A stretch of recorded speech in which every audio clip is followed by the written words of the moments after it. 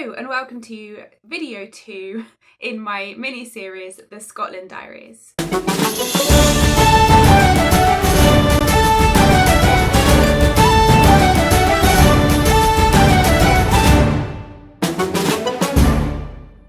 There is something about puffins that makes them so lovable. In this video, I visit Staffa and Lunga Islands to see the Atlantic puffin for the very first time. So from where I was staying, which you saw in the first video, I travelled to Oban, took the ferry to Mull, and then drove to Tobermory, where I met the Staffa Tours company to travel across to Staffa and Lunga. It was a very wet and windy day, but I battled the elements to get some footage of the boat journey itself as well as the islands. Well, it's a little bit damp first thing here this morning. We're not really just too sure what the weather's going to do. But Tobermory itself is just over 1,000 folk population.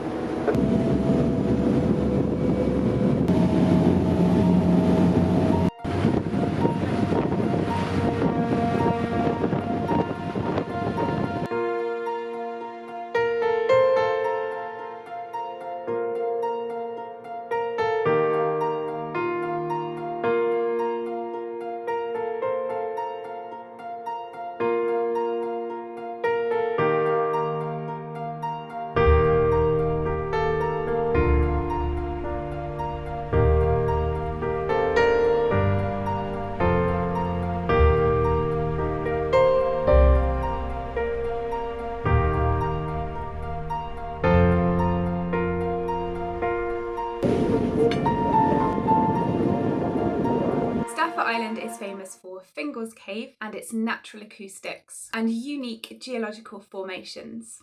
If you've ever been to Iceland or Ireland, then you'll no doubt recognise the remarkable basalt columns.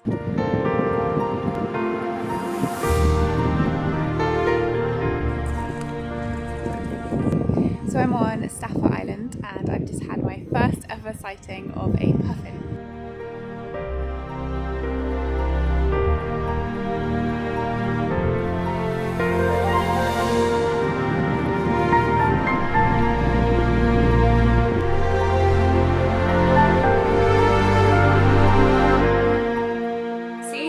Lunga was something of a mission. After the boat collected a floating jetty to use for us to reach the shore, we all climbed onto a rocky and very slippery beach where we tried to make it across without falling. Thankfully, nobody did. Then we headed up a steep, slippery, muddy slope.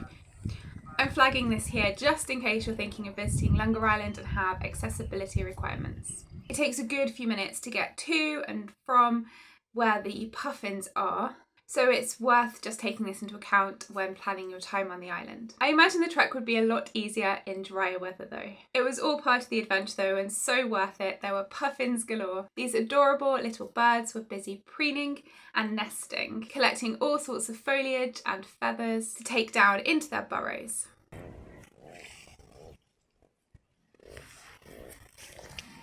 As slippy and muddy as it was on the cliffs, I took a rather precarious walk to Harp Rock, as it's known for its large colonies of seabirds, including guillemots and razorbills. When you round the final corner, the noise of all the birds is deafening. It's an incredible sight, and if you do visit Lunga Island, I would recommend it as a must-see.